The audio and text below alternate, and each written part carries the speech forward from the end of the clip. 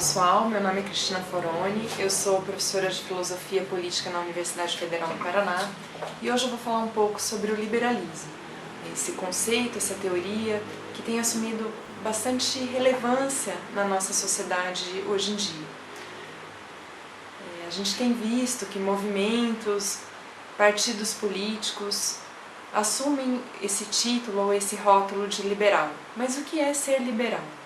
O que é o liberalismo? Então eu gostaria de falar um pouco sobre essa teoria a partir da perspectiva da filosofia política e também eu gostaria de dividir a minha exposição em dois momentos. Eu vou falar um pouco sobre o liberalismo moderno e sobre o liberalismo contemporâneo. No que diz respeito às raízes da teoria liberal, os historiadores das ideias, os historiadores dos conceitos, consideram que essa teoria surge na Inglaterra no século XVII, no contexto das lutas por tolerância religiosa e também pela limitação do poder político. Nesse sentido, a Revolução Gloriosa, que se trata de um evento que põe fim a uma luta política entre a monarquia inglesa e o parlamento inglês, ela acaba por estabelecer a ideia de um governo limitado, ou de uma constituição limitada, quando o parlamento inglês consegue submeter a monarquia inglesa a um governo limitado. Surge então a monarquia constitucional inglesa e a submissão do rei ao poder constituído, ou seja, a ideia de lei, a ideia de direito. Tanto a busca pela tolerância política ou religiosa, quanto a ideia de governo limitado, de submissão do poder político ao direito, são importantes para a gente compreender o liberalismo.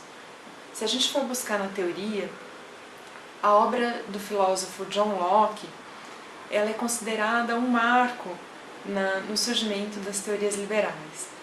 Duas obras são relevantes nesse sentido: o segundo tratado sobre o governo civil e a carta sobre a tolerância. Nessas obras, Locke vai defender tanto a tese do governo limitado, quanto a proteção aos direitos individuais e às liberdades individuais, quanto a tolerância política e principalmente a tolerância religiosa. Então, nessas obras, no segundo tratado sobre o governo civil, Locke defende justamente que existem direitos que são inalienáveis e que são anteriores ao próprio surgimento do Estado, a própria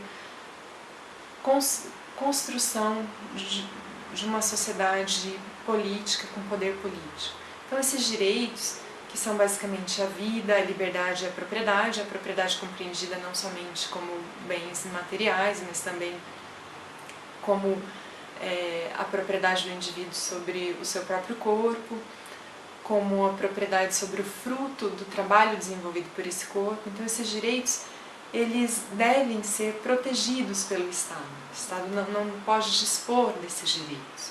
E também a ideia de que a tolerância, principalmente a tolerância religiosa, ela se impõe ao Estado. O Estado não deve interferir em questões de consciência, como, por exemplo, questões de fé, questões de religião. O indivíduo ele tem liberdade para escolher que religião ele vai seguir. Então, surge aí um limite para o poder político.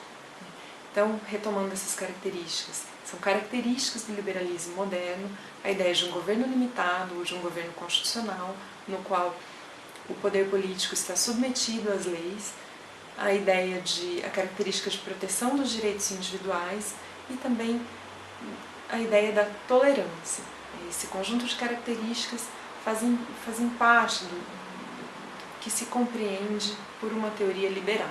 A ideia do the rule of law, ou seja, o governo da lei, ou como a gente traduz melhor para o português, a ideia de Estado de Direito, ela está na base do próprio liberalismo político, assim como a proteção de direitos e a tolerância, seja ela política, seja ela religiosa.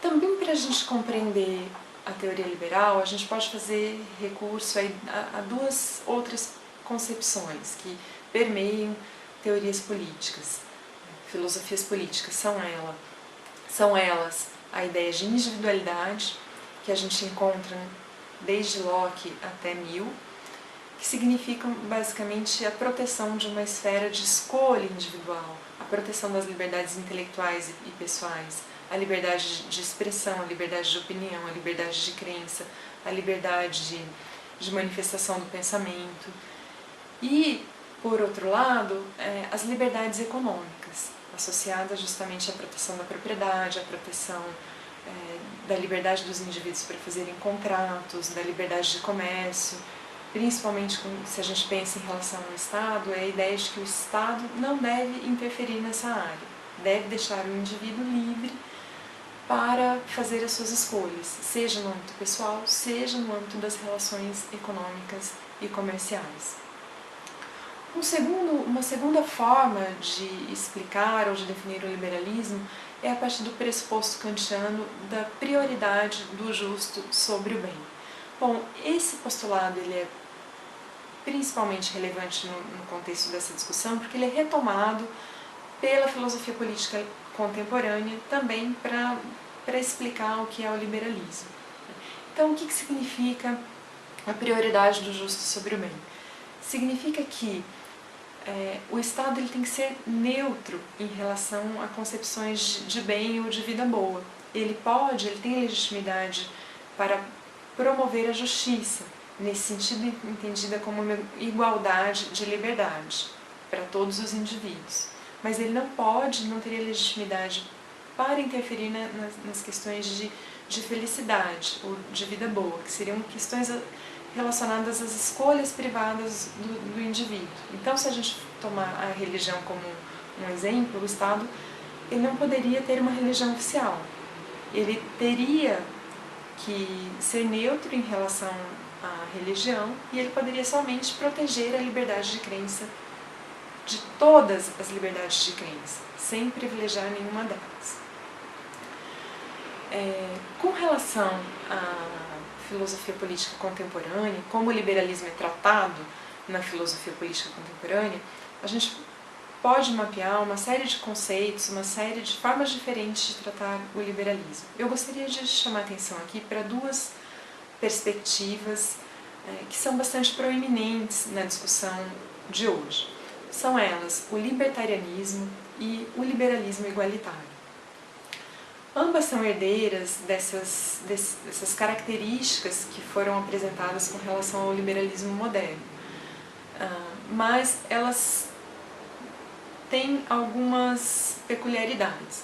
O libertarianismo é também uma teoria liberal que continua protegendo a ideia das liberdades do indivíduo, dos direitos individuais e as liberdades econômicas, mas ela considera que o Estado é legítimo apenas na medida em que ele protege basicamente a vida, a liberdade e a propriedade. Ou seja, não haveria aí uma legitimidade do Estado para promover questões de igualdade de oportunidades. O libertarianismo, que encontra um dos seus principais expoentes, como um dos seus principais expoentes, o filósofo norte-americano Robert Nozick, e que a gente pode mencionar a sua obra Anarquia, Estado e Utopia como uma referência no tratamento desse tema, ele considera justamente que há legitimidade no poder político, mas desde que o poder político não faça nenhuma interferência para promover, por exemplo, a justiça social. O Estado ele é legítimo, mas desde que ele se limite à proteção da vida, da liberdade e da propriedade. Tudo que escapa a isso se transformaria o poder político num poder ilegítimo. Já o liberalismo igualitário ou igualitarista tem também essa perspectiva de proteção dos direitos individuais, mas é uma perspectiva que coloca o foco na promoção de uma igualdade equitativa de oportunidades. Então, nesse sentido, se a gente pensar a partir da perspectiva do direito, das políticas públicas, de como o Estado pode atuar, essa perspectiva consideraria legítimas políticas públicas que promovessem o bem-estar social, a distribuição da riqueza e da renda, que ampliasse a igualdade de oportunidades para todos os cidadãos. A gente tem na obra do filósofo também norte-americano John Rawls, a gente pode mencionar aqui duas das suas principais obras, que são Uma Teoria da Justiça e o Liberalismo Político, um expoente dessa versão do liberalismo. Então, Rawls, ele coloca ainda o foco da sua teoria nas liberdades, na proteção das liberdades, na prioridade das liberdades, mas as questões econômicas, elas não são protegidas por essa prioridade de liberdade.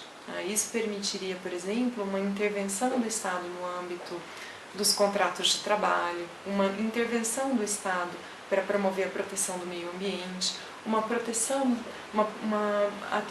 ou uma intervenção do Estado para promover distribuição de riqueza e renda e justiça social. E nesse sentido, é interessante voltar justamente ao conceito definição do que é ser liberal. Uma perspectiva norte-americana, por exemplo, hoje, quando se fala em ser liberal, se associa imediatamente a uma concepção de social-democracia.